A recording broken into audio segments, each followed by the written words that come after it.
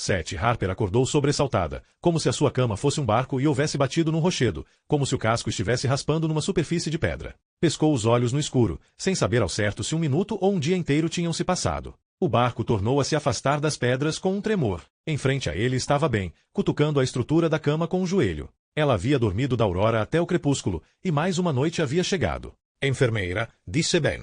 Só que não era o mesmo Ben que tinha ido lhe implorar na noite anterior. Aquele ali era o oficial Patchett, cujo rosto suave, agradável e redondo se tornará inexpressivo e formal. Ele estava até usando seu uniforme da polícia. Calça azul escura, camisa azul passada a ferro, casaco azul escuro com forro de fleece branco e as palavras polícia de Portsmouth impressas nas costas em letras amarelas garrafais. Pois não? Mãe Carol gostaria de uma atualização sobre o estado de Pai Sorey, disse ele. Assim que estiver pronta, Jamie e eu vamos acompanhá-la até lá. Em pé no vão da porta da sala de espera, Jamie Close passava uma pedra branca de mão em mão. Antes de atualizar Carol sobre a evolução do paciente, gostaria de atualizar a mim mesma. E de alguns minutos para me aprontar. Vocês poderiam esperar na sala ao lado? Ben aqueceu e lançou um olhar casual na direção de Nick, que observava sentado na cama com olhos arregalados de fascínio. Ben lhe deu uma piscadela, mas ele não sorriu. O policial saiu pela cortina, mas Jamie Close ficou. Você gosta de dar remédio, disse ela. Vamos ver se gosta de tomar. Harper estava tentando pensar numa resposta corajosa e inteligente quando Jamie saiu para a sala de espera junto com seu superior. Não vai, gesticulou Nick. Eu tenho que ir, disse ela com as mãos. Não vai, repetiu Nick em silêncio. Eles vão fazer alguma coisa ruim. Ela pegou um pedaço de papel e escreveu, não se preocupa. Senão você pode ficar com dor de estômago. Harper estava penteando os cabelos no banheiro quando alguém bateu de leve na porta. Pois não? Entra. Michael empurrou a porta para abri-la uns 7 centímetros. Seu rosto sardento de menino estava muito pálido por trás da barba ruiva encaracolada. ¿Ha injectado de insulina? Pode entrar. Estou vestida. Ele removeu a tampa da descarga acoplada e pescou um saco plástico no qual ainda restavam alguns tiques descartáveis de insulina. Não era o lugar mais higiênico para guardar material médico, mas assim as doses ficavam resfriadas. Ele ergueu a camisa para expor uma aresta ossuda de quadril branco feito à barriga de um peixe e o limpou com um lenço umedecido antisséptico. Dona, falou, sem olhar para ela. A senhora precisa tomar cuidado hoje à noite. As pessoas não estão normais. Não estão pensando direito. Ellie não está pensando direito. Você fica aqui de olho na enfermaria enquanto eu estiver com a Carol? Pediu Harper. Fico, sim, senhora. Ótimo. Nick vai gostar de ter um amigo por perto. Dona?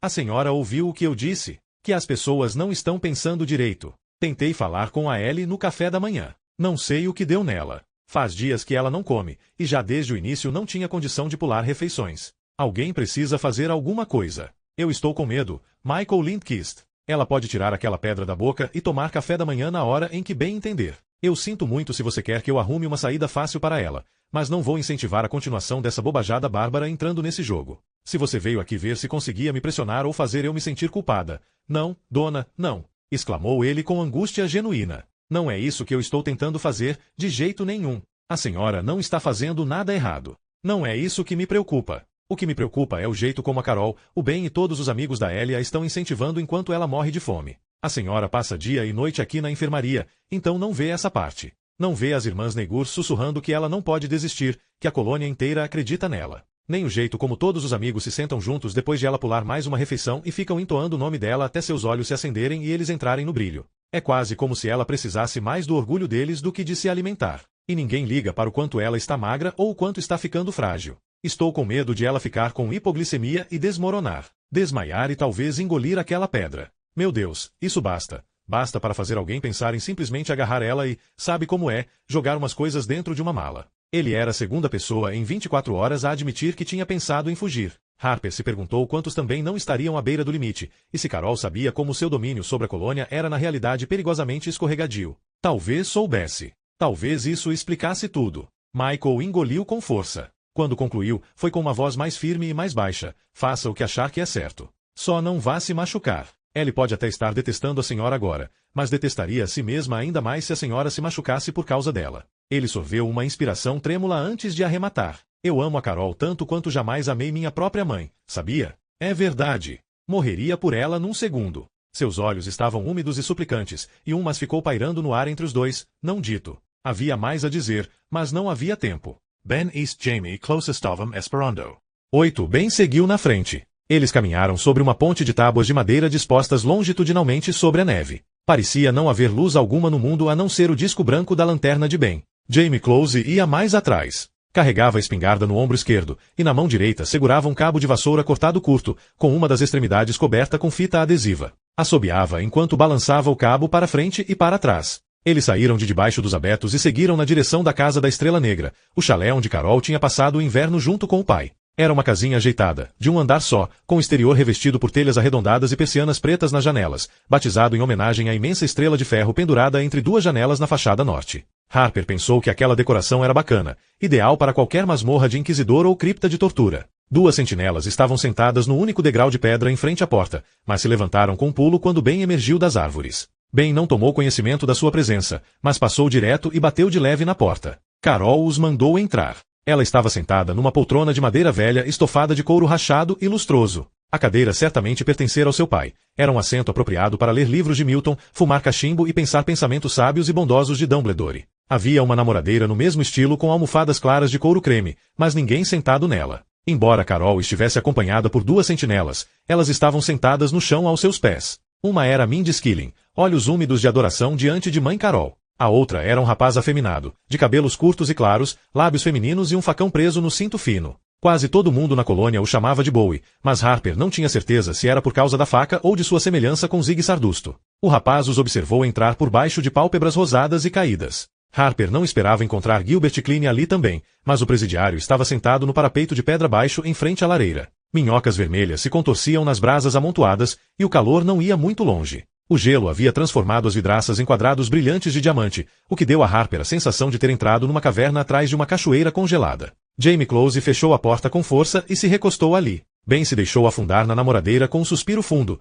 como se houvesse acabado de entrar trazendo braçadas de lenha. Deu umas batidinhas com a mão no assento ao seu lado, mas Harper fingiu não ver. Não queria se sentar ao seu lado, e não estava com vontade nenhuma de parecer uma suplicante aos pés de Carol. Permaneceu junto à parede, de costas para uma janela, sentindo na nuca o hálito no inverno. O olhar de Carol se moveu na sua direção, uns olhos brilhantes, febris, vermelhos. Com a cabeça raspada e o rosto emaciado pela fome, ela parecia uma paciente de câncer precocemente envelhecida reagindo mal à quimioterapia. Prazer em vê-la, enfermeira Viloves. Que bom que você pôde vir. Sei que tem andado ocupada. Acabamos de ouvir o relato do Sr. Kleene sobre como ele foi parar escondido perto de South Mill Pond, a menos de 100 metros da delegacia de polícia. A Zeit chá? Algo de café da manhã? Sim. Obrigada. Mindy Skilling se levantou sem que ninguém lhe dirigisse a palavra e caminhou com passos leves até a cozinha americana às escuras. Não parece plausível o Sr. Kleene ter tido qualquer participação no que aconteceu com meu pai, continuou Carol. E eu estava interessada em saber algo sobre por quem meu pai arriscou a própria vida.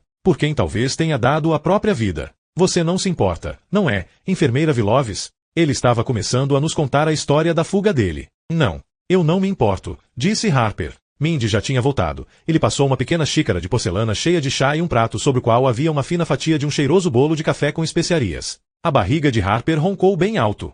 BOLO de café? Aquilo lhe pareceu só levemente menos luxuoso do que uma banheira quente cheia de espuma. Vamos lá, Sr. Kleene. Continue, por favor.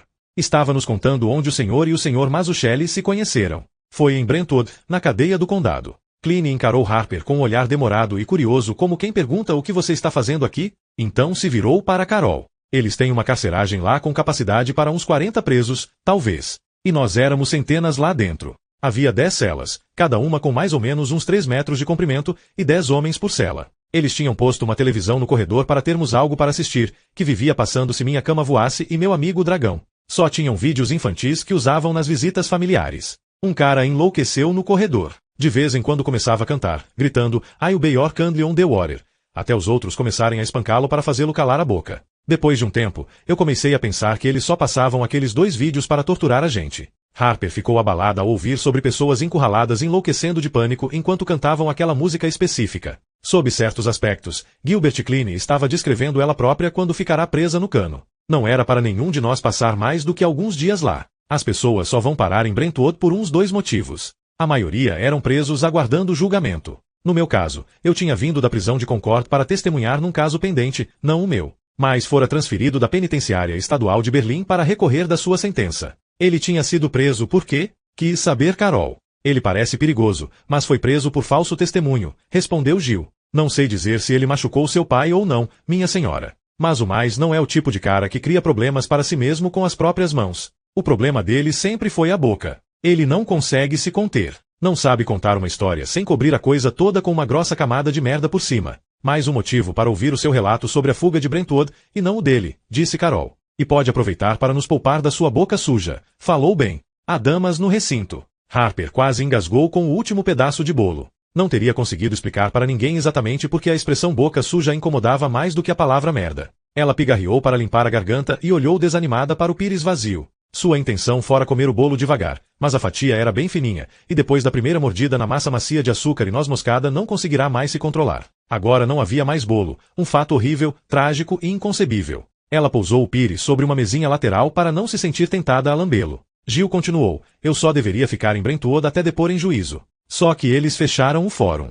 Esperei que fossem pegar a gente e nos mandar de volta, mas isso nunca aconteceu. Eles só fizeram socar mais presos lá dentro. Um rapaz da minha cela uma vez chegou junto das grades e disse que queria apresentar uma queixa e falar com seu advogado. Um agente da polícia estadual veio e deu com um cacetete bem na boca dele. Arrancou 3 dentes com um golpe só. A sua reclamação foi registrada. Se mais alguma coisa o estiver incomodando, é só falar, disse o policial. Depois nos olhou para ver se tinha mais alguém insatisfeito com o tratamento recebido. Isso não aconteceu. Falou bem. Nos meus 20 anos na polícia, já ouvi uns 1000 relatos sobre abuso policial, e na minha opinião só uns 3 se sustentavam. O resto eram só uns pobres de uns viciados, bêbados e ladrões tentando se vingar de quem os tinha encarcerado. Aconteceu, sim, insistiu Gilbert num tom calmo, sem se abalar. As coisas agora são diferentes. A lei não é mais lei. Sem nenhum superior a quem prestar contas, a lei é quem estiver com um cacetete na mão. Um cacetete, ou um pano de prato cheio de pedras. Ben se empertigou. Seu peito inflou, ameaçando estourar um botão da camisa.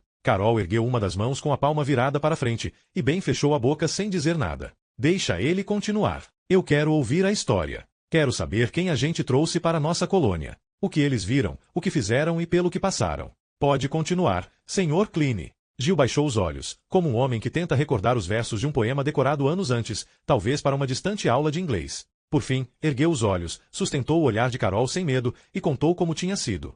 9. Nem todos os policiais de Brentwood eram maus. Não quero passar essa ideia. Tinha uns caras que se certificavam de que a gente tivesse comida, bebida, papel higiênico e outros artigos de primeira necessidade. Mas quanto mais tempo a gente passava lá, mais difícil era encontrar um rosto amigo. Havia muitos agentes com raiva, que não queriam estar cuidando da gente. E quando as pessoas começaram a adoecer com a escama, eles não sentiram mais só raiva. Sentiram medo, também. Gil continuou. Qualquer um podia ver o que ia acontecer, com a gente imprensado lá dentro daquele jeito. Um dia, um cara amanheceu com a escama do dragão em uma cela no final do pavilhão. Os outros detentos entraram em pânico. Entendo por que fizeram o que fizeram. Gosto de pensar que eu não teria feito o mesmo que eles, mas é difícil dizer. Os companheiros de cela encurralaram um rapaz infectado num canto, sem tocar nele, só empurrando ele com travesseiros e coisas assim. Aí mataram o cara de pancada. Meu Deus do céu, sussurrou Ben. E ele não morreu fácil. Eles passaram 20 minutos batendo com a cabeça dele nas paredes, no chão e na borda do vaso sanitário,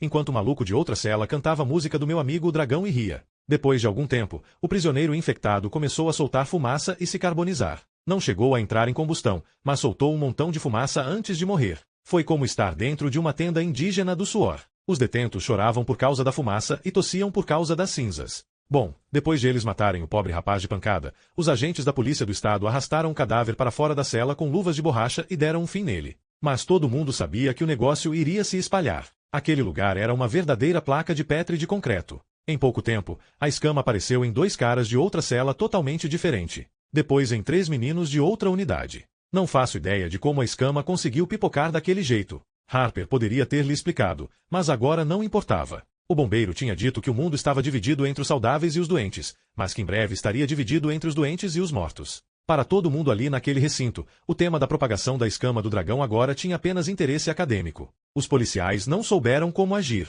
Não havia estrutura para processar detentos cobertos com a escama do dragão, e eles não queriam soltar nenhum deles entre a população civil. Os policiais vestiram seus uniformes de choque, calçaram luvas de borracha, e juntaram todo mundo que tinha a escama do dragão numa cela só, todos juntos, enquanto tentavam decidir o que fazer. O homem prosseguiu. Aí, um dia de manhã, um cara começou a gritar, estou com calor. Eu acho que estou morrendo. Tem formigas de fogo andando por todo o meu corpo.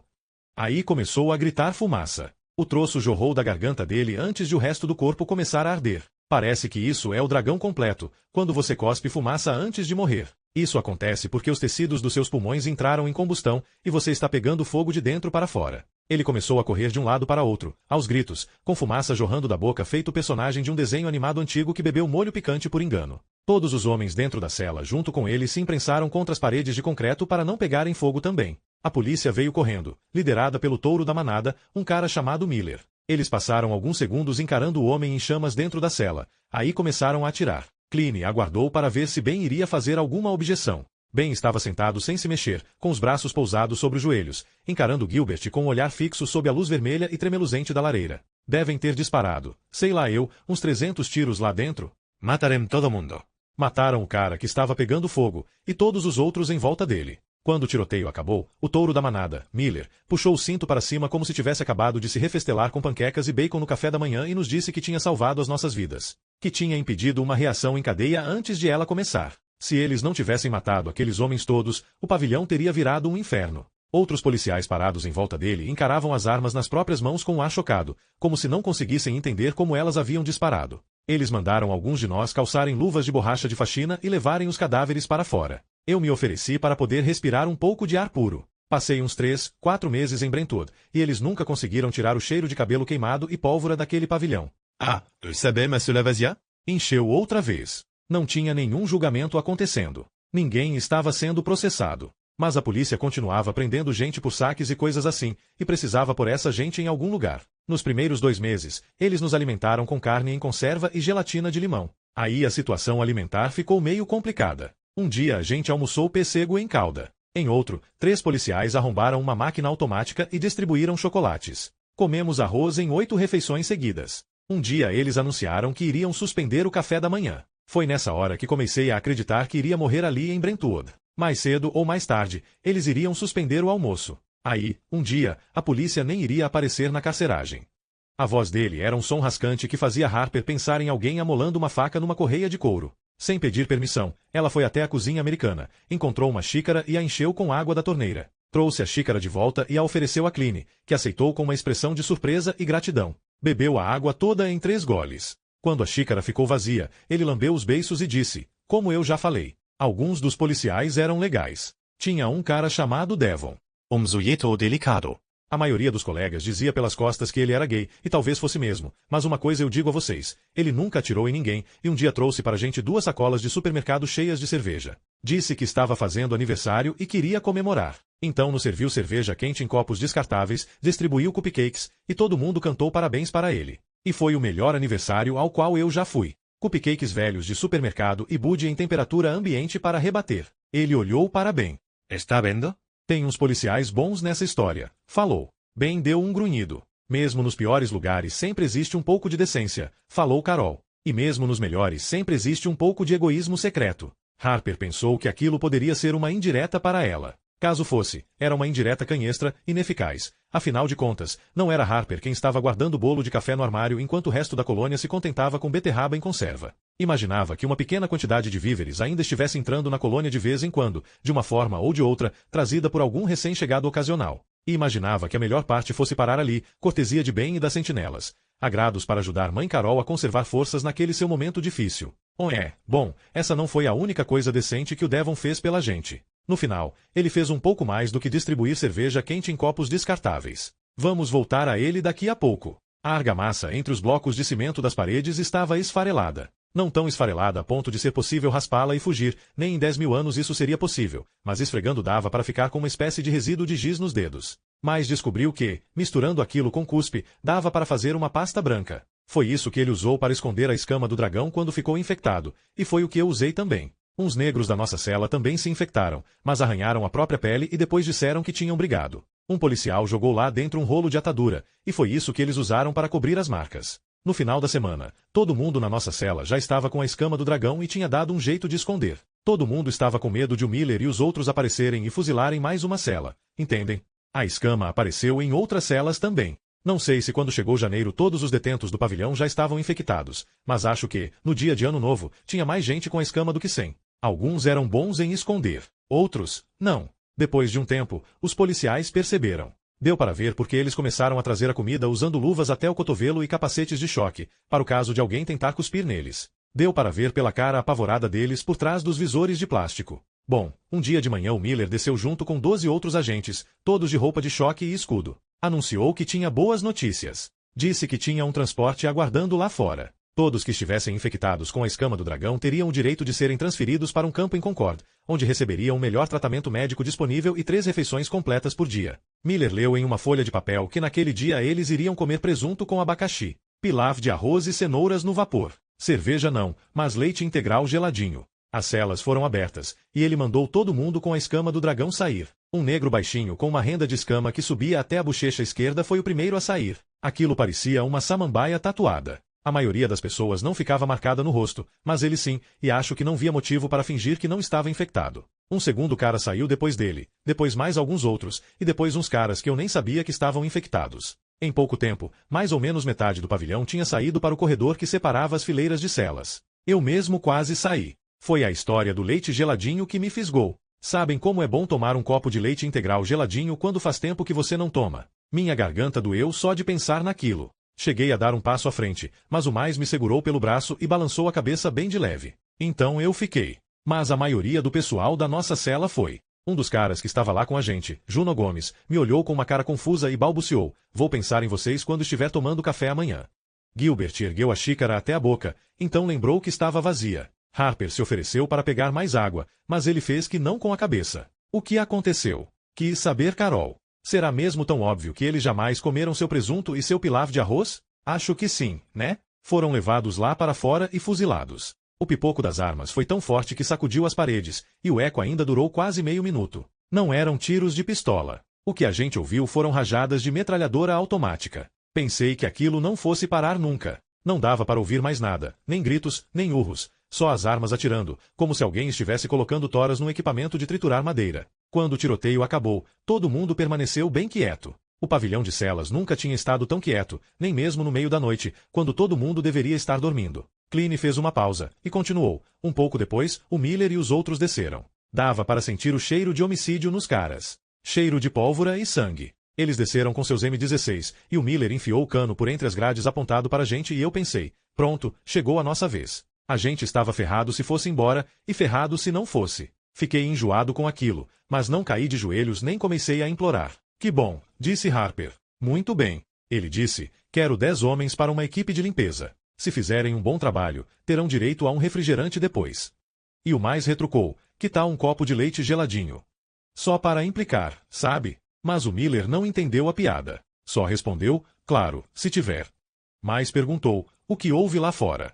Como se a gente já não soubesse. Miller falou: eles tentaram fugir. Tentaram roubar o caminhão.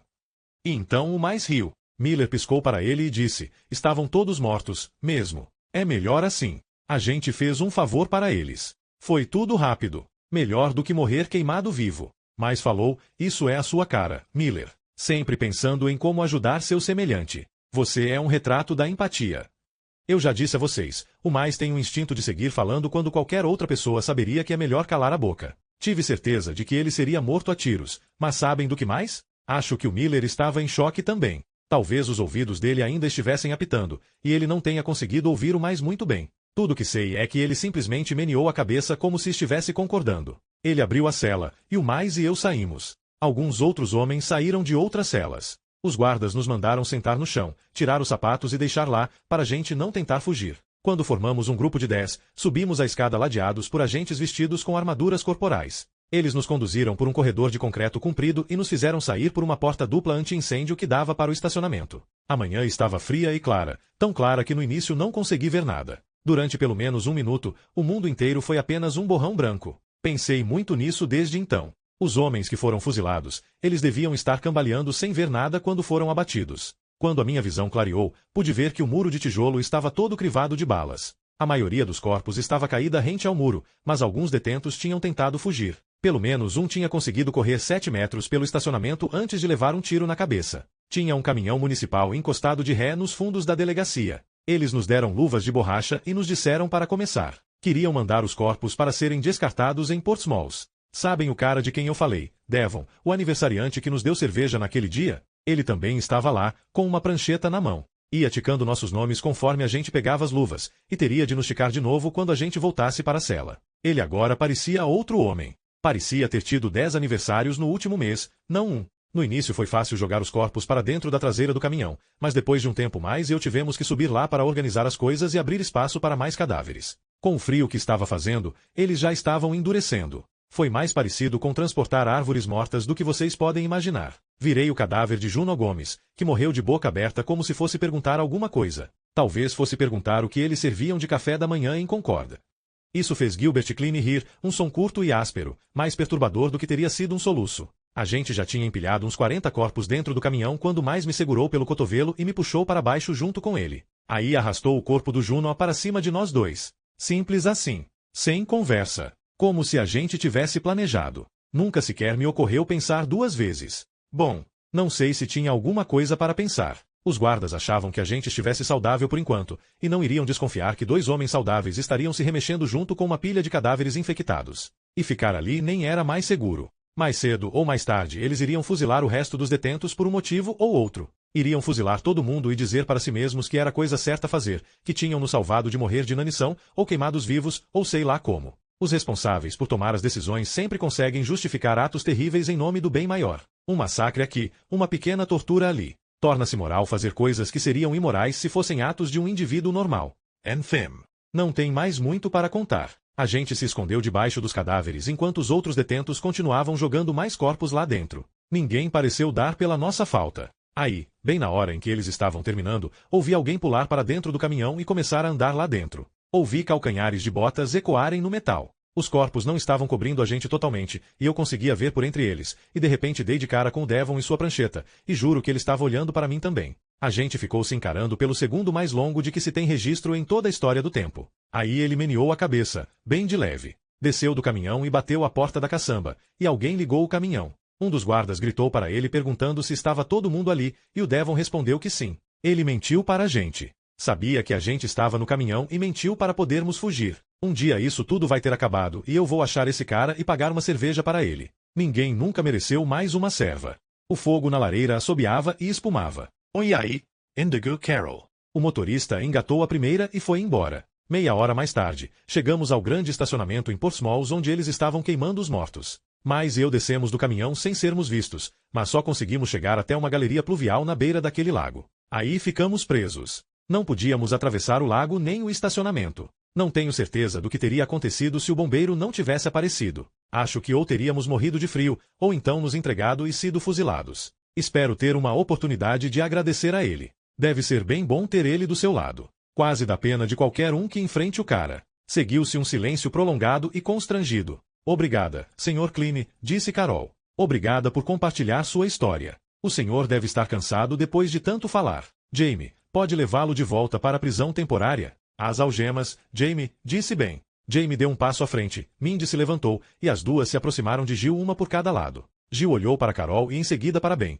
Seus olhos cinzentos estavam cansados e caídos. Ele se levantou e levou as mãos às costas. As algemas produziram um ruído de engrenagem quando Jamie as fechou ao redor de seus pulsos. Eu ia perguntar se tinha alguma chance de eu ser transferido daquele frigorífico para junto dos outros homens, disse Jill. Mas acho que não. Carol falou, fico muito grata ao senhor por ter sido tão franco. Grata e feliz. Feliz que esteja aqui conosco. Feliz que não precise temer ser arrastado para um estacionamento e abatido a tiros. Mas, Sr. Klein, depois do que o Sr. Mazzucchelli fez pelo senhor, não tenho certeza que seja do interesse desta comunidade libertar vocês. Ele o ajudou a fugir, e o senhor parece ter uma alma leal. Como não iria querer ajudar a fazer o mesmo por ele? Não. De volta para a prisão temporária, Jamie. Pode parecer um tratamento horrível, mas o senhor deve compreender porque é necessário, Sr. Klein. Como o senhor mesmo disse, as pessoas responsáveis pelas decisões sempre conseguem justificar atos terríveis em nome do bem maior. Eu acho que sei bastante bem o que estava querendo insinuar ao dizer isso. Acho que todos sabemos que foi uma indireta para mim.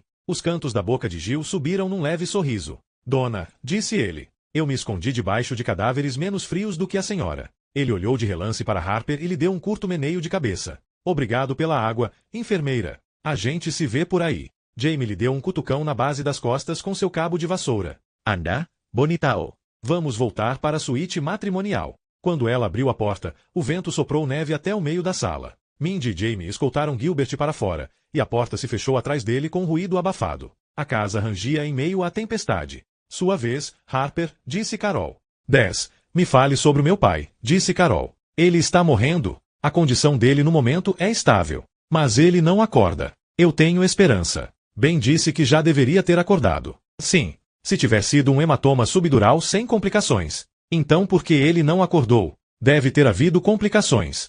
¿De qué tipo? Que espécie de coisa é uma complicação?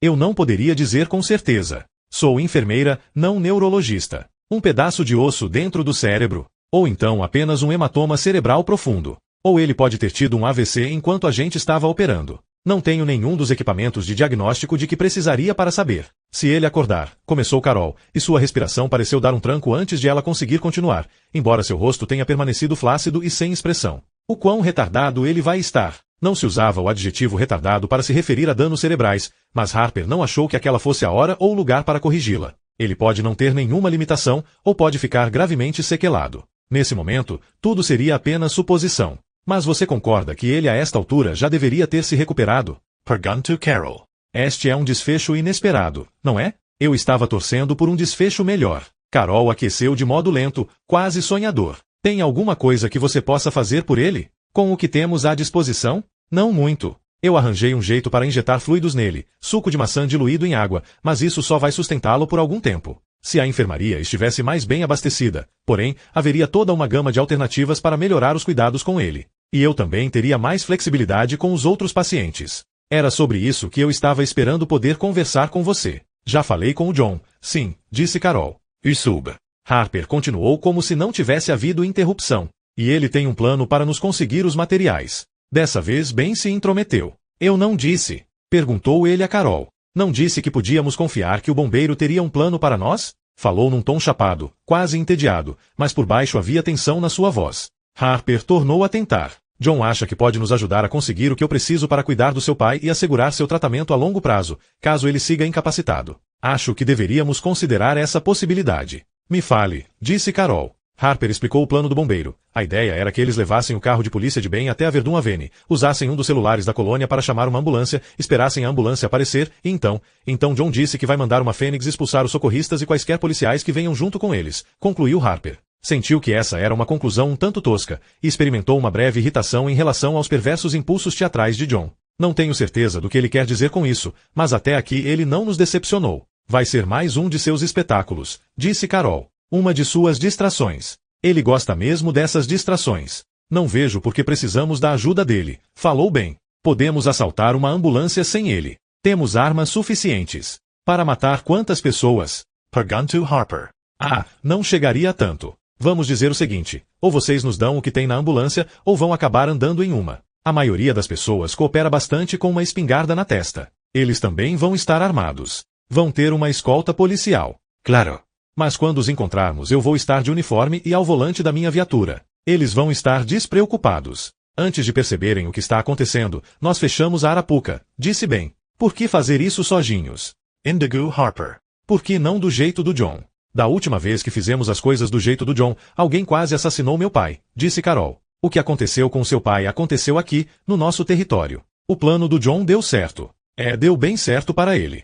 Como assim? Em vez de responder, Carol perguntou, quando John estava planejando nos conceder sua preciosa ajuda. Daqui a 3 noites. Não podemos esperar tanto tempo. Tem que ser amanhã. Bem, confio em você para agir sem violência a menos que seja absolutamente inevitável. Certo, disse Ben. Bom. Eles vão ser 4. 2 socorristas na ambulância, 2 policiais na viatura, então é melhor sermos 5. Jamie é quem atira melhor na colônia depois de mim. Nelson Irish tinha sua própria página da Associação Nacional de Rifles no Facebook, e parece que é bom de mira com a espingarda. Aquela menina que acabou de sair daqui, Mindy Skilling, pode dar o telefonema para a emergência. Ela tem idade suficiente, de modo que eu não me sentiria irresponsável levando-a comigo, e tem talento para as artes dramáticas. Acho que estudou na Emerson, não foi?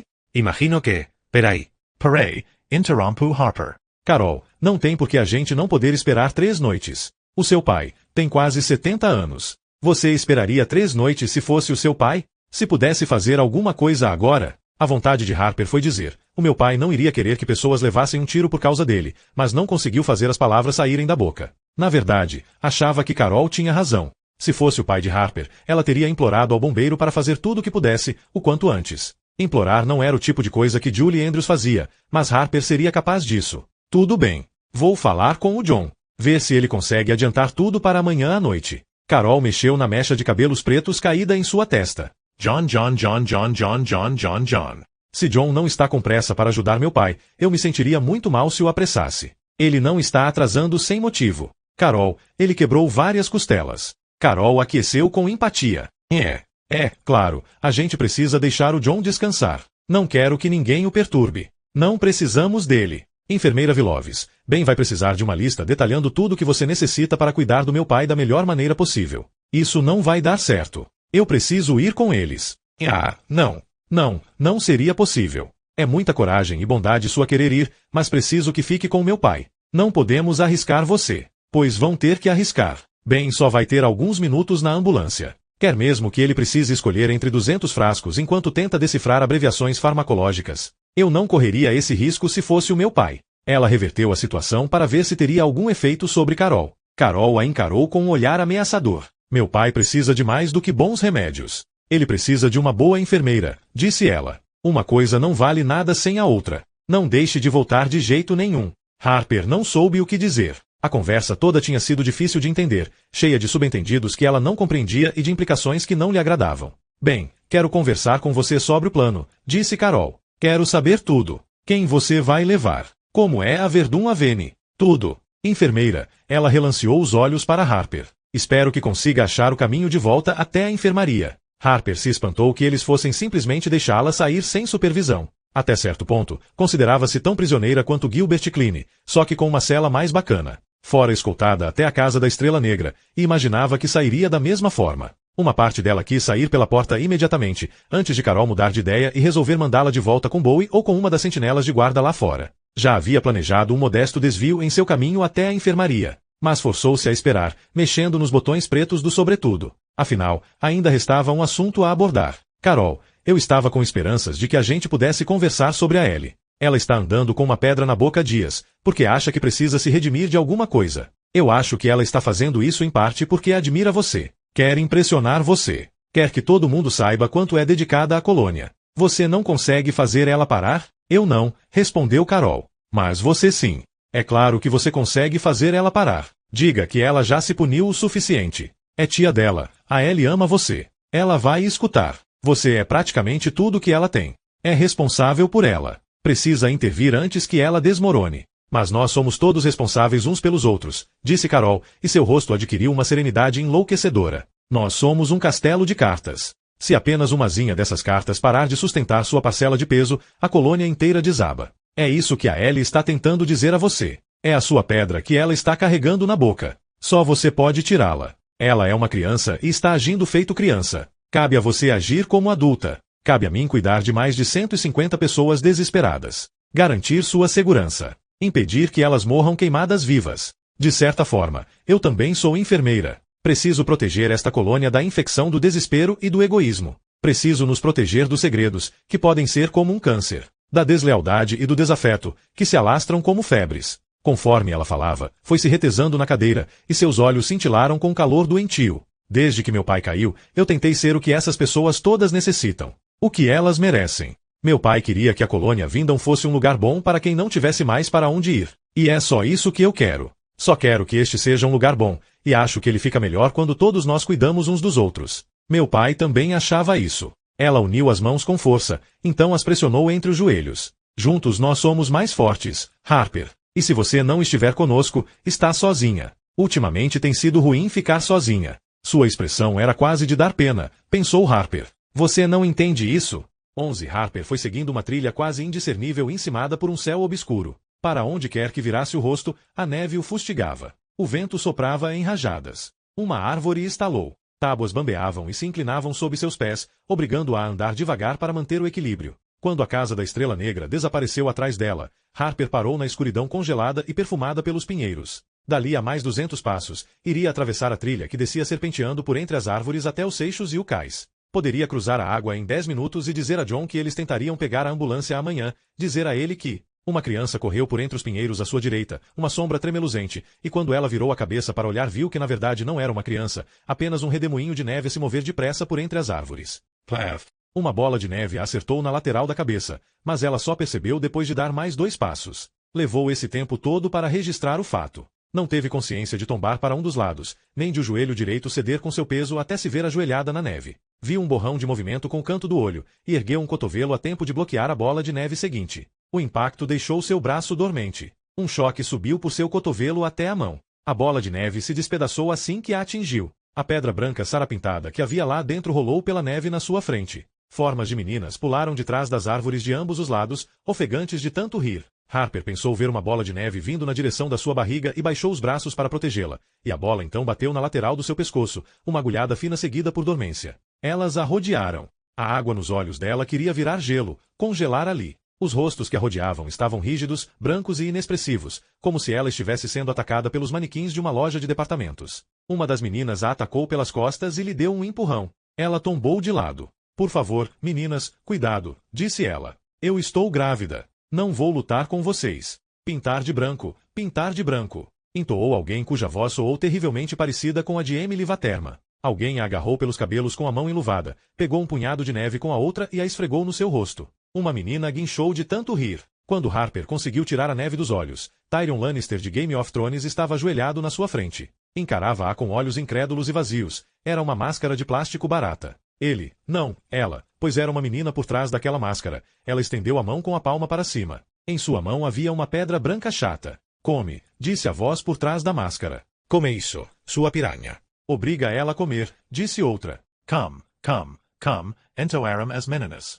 Harper estava deitada de lado na neve, com um dos braços cobrindo a barriga muito inchada e o outro preso debaixo do corpo. A menina que segurava seus cabelos deu um puxão. Depois outro mais forte. Harper abriu a boca e a manteve aberta feito uma criança que deixa o médico examinar suas amígdalas. Tyrion Lannister forçou a pedra lá para dentro, um peso frio, chato. A 5 passos de distância, entre 2 pinheiros, o Capitão América observava. Harper encarou Ellie até as lágrimas borrarem seus olhos e ela começar a ver dobrado, triplicado. Ouviu-se um som como se alguém tivesse rasgado um lençol ao meio. A mão que segurava seus cabelos puxou, fazendo o queixo de Harper se levantar e forçando sua cabeça para trás. Outra mão lhe deu um tapa na boca com força. Um polegar se moveu de um lado para o outro, pressionando um pedaço de silver tape por cima dos seus lábios. Meia hora, disse a menina que a segurava pelos cabelos. Ela vai ficar aí por meia hora. Agora levanta. Se ajoelha. Harper foi erguida de joelhos. As meninas puxaram seus braços para trás, e ouviu-se outro som de rasgão quando uma delas separou outro pedaço de silver tape e prendeu suas mãos. Cuibé, disse Harper, querendo dizer para tomarem cuidado com o bebê. Não teve a menor ideia se alguém a entendeu. 2 das meninas puseram-se a dançar de mãos dadas, rodopiando e girando rápido. Uma usava uma máscara do Obama, a outra uma do Donald Trump. Durante todo esse tempo, o Capitão América não se mexeu, mas permaneceu entre 2 abetos, tão imóvel e sem piscar quanto uma coruja. Lanternas se moviam pelos pinheiros, um enxame de fortes luzes douradas. Harper teve de olhar outra vez antes de se dar conta de que nenhuma das meninas segurava lanternas. Eram as próprias meninas saltitando, rindo e chutando neve em cima dela. Elas estavam acesas como quando cantavam juntas na igreja. Estavam brilhando umas para as outras, e a escama pulsava, intensa o bastante para projetar a claridade por baixo dos casacos e pelas golas abertas. Quer dizer então que havia outras maneiras de alcançar o estado de exaltação chamado brilho. Um coro ou um pelotão de fuzilamento. Qualquer um dos dois servia para satisfazer a escama. Um estupro coletivo valia tanto quanto um coral religioso. Harper ouviu o tlec-tlec de uma tesoura. Seus cabelos dourados começaram a cair na neve. Fez sua agressora mais jovem, a menina que Harper tinha certeza de ser Emily Vaterma. Corteia. Sua voz era um estrilo embriagado. O vento suspirou, relutante, como um amante percebendo que é hora de partir. Seus cabelos foram caindo à sua volta enquanto a tesoura fazia tlec-tlec. Que gosto tem essa pedra? Perguntou uma das meninas. Aposto que não é tão bom quanto o pau do bombeiro. A menina que estava cortando os cabelos de Harper falou. Não é sexy? O barulho da tesoura. Ela abriu e fechou a tesoura pertinho da orelha de Harper. Ficou toda arrepiada. Estou gostando tanto de cortar seu cabelo que fico com pena de ele ter acabado. Uma pena eu ter que parar. Quem sabe da próxima vez corto alguma outra coisa. Você tem que decidir se está com a gente ou contra a gente. Se vai brilhar com a gente ou se não vai. Quer o meu conselho médico? Minha receita é mudar essa sua atitude de vaca. Sim, elas estavam todas brilhando, todas exceto Ellie. Ellie deu um passo na sua direção e produziu um ruído baixo e engasgado de pesar, mas quando Harper virou os olhos na sua direção ela cambaleou e se petrificou onde estava. Chegou a erguer uma das mãos, com a palma para frente, como se de algum modo Harper pudesse dar um pulo, soltar as mãos e agredi-la. Harper pensou que havia chance de em breve uma delas recuar e chutar sua barriga como se fosse uma bola de futebol, por pura diversão. Elas não sabiam mais o que estavam fazendo. Talvez já tivessem ido muito mais longe do que pretendiam. Talvez sua intenção tivesse sido apenas acertá-la com bolas de neve e sair correndo. Haviam esquecido quem eram. Haviam esquecido os próprios nomes, as vozes de suas mães, os rostos dos pais. Pensou que era bem possível elas a matarem ali na neve sem querer. Usar aquela tesoura para cortar sua garganta. Quando se estava no brilho, tudo causava uma sensação boa, tudo parecia certo. Você não andava, dançava. O mundo pulsava com uma canção secreta, e você era a estrela do seu próprio musical em Technicolor. O sangue jorrando da sua carótida seria tão lindo para elas quanto fogos de artifício projetando uma ardente chuva vermelha de fósforo. A menina que havia passado todo aquele tempo em pé atrás dela a empurrou de lado na neve. Uma bolha de alguma emoção potente e perigosa estremeceu dentro dela, e Harper ficou muito parada para que a bolha não explodisse. Não queria descobrir o que era aquilo, se era tristeza, terror ou pior de tudo, entrega. Cada uma das meninas dançou até ela e chutou neve no seu rosto, e Harper fechou os olhos. As meninas ficaram paradas junto dela cochichando. Harper não suportava olhar para elas, não suportava ver aquela ciranda de rostos mascarados reunida à sua volta. Elas não paravam de falar com vozes suaves, sibilantes, ininteligíveis. Harper tremia violentement. Sua calça jeans estava ensopada, seus pulsos doíam, e seu rosto estava vermelho e queimado por causa de toda a neve lançada ali. Por fim, ela abriu uma frestinha dos olhos. Os cochichos continuavam, mas as meninas não estavam mais ali. A única coisa que falava agora era o vento fazendo SHHH para os pinheiros. Ela se contorceu e girou os pulsos. A Silvertap estava colada nas luvas, não na pele, e em pouco tempo ela conseguiu soltar uma das mãos de tanto remexê-la. Tirou a outra luva e jogou de lado o par ainda preso pela Silvertap. Não hesitou, não deu a si mesma tempo para pensar, mas encontrou a ponta da Silvertap que lhe cobria a boca e puxou. Arrancou junto um pedaço do lábio superior. Cuspiu a pedra na neve. Estava rosada de sangue. Ficou tão tonta ao se levantar que teve de pôr a mão em um pinheiro para se equilibrar. Foi andando de tronco em tronco, feito uma criança cambaleante que dá os primeiros passos e usa os móveis como apoio. Achou a curva que conduzia à beira de água e começou a descer o morro. Devia ter dado uns 12 passos quando alguém a chamou. Enfermeira Willows? Gritou Nelson Heinrich.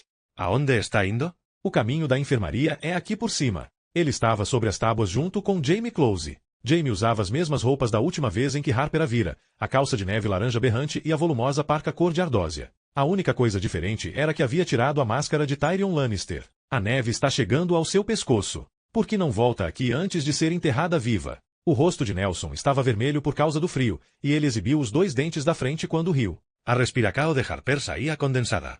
Ao passar a língua pelo lábio superior, ela sentiu gosto de sangue. Precisou de quase 5 minutos para subir pesadamente os 20 degraus que levavam de volta às tábuas, chapinhando na neve até a cintura, sentindo o pó entrar nas botas.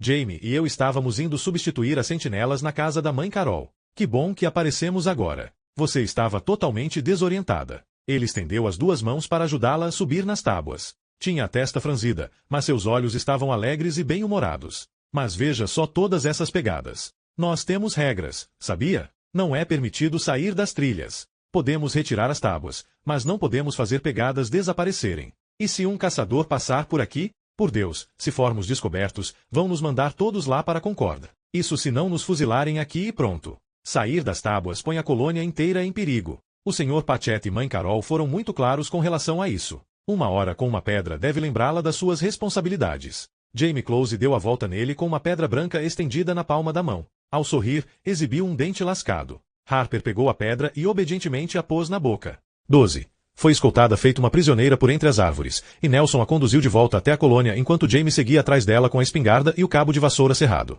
Harper ficou surpresa ao constatar que a pedra não a incomodava tanto quanto ela pensou que incomodaria. Acreditava que, com o tempo, talvez passasse até a achá-la reconfortante. A pedra inspirava calma, meditação. Insistia no silêncio, tanto um silêncio interior quanto literal. A pedra solicitava sua atenção integral, o que era um alívio, pois muitos dos temas nos quais ela normalmente pensava reviravam por dentro. Se conseguiria manter pai soro e vivo, se conseguiria se manter viva, o que faria se o bebê tivesse a escama do dragão como ela, o que aconteceria se o estresse provocasse um trabalho de parto prematuro. A pedra forçava tudo isso para longe, e no início ela pensou que, se soubesse o quanto era fácil viver com uma pedra na boca, não teria resistido a isso com tanta fúria. Então pensou que no fundo sempre soubera. Sempre entenderá que a obediência seria para ela um grande reconforto, e na verdade era exatamente por isso que havia resistido. Sentirá que se cedesse uma vez, apenas uma, ceder novamente seria fácil. Eles saíram da mata perto da capela. A porta dupla da igreja estava aberta, e as pessoas lá dentro a encaravam. Ela sentiu que a maioria sabia do que ela estava se afastando.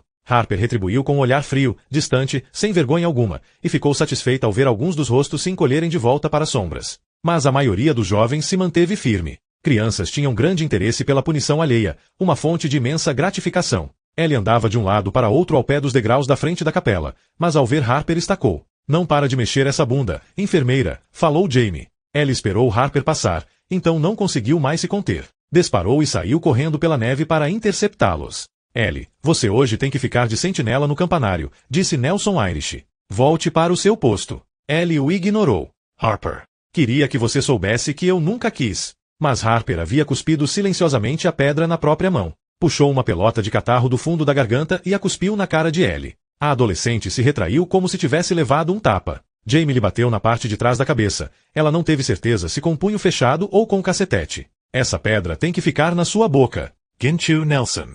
E agora pode deixar ela aí até o sol se pôr. Harper não desgrudou os olhos dos de Ellie, cujo rosto estava se amarfanhando de choque e tristeza e cujos olhos atonitos já começavam a marejar. Ficou olhando até Ellie dar o primeiro soluço. Então tornou a pôr a pedra na boca e retomou seu caminho em direção à enfermaria.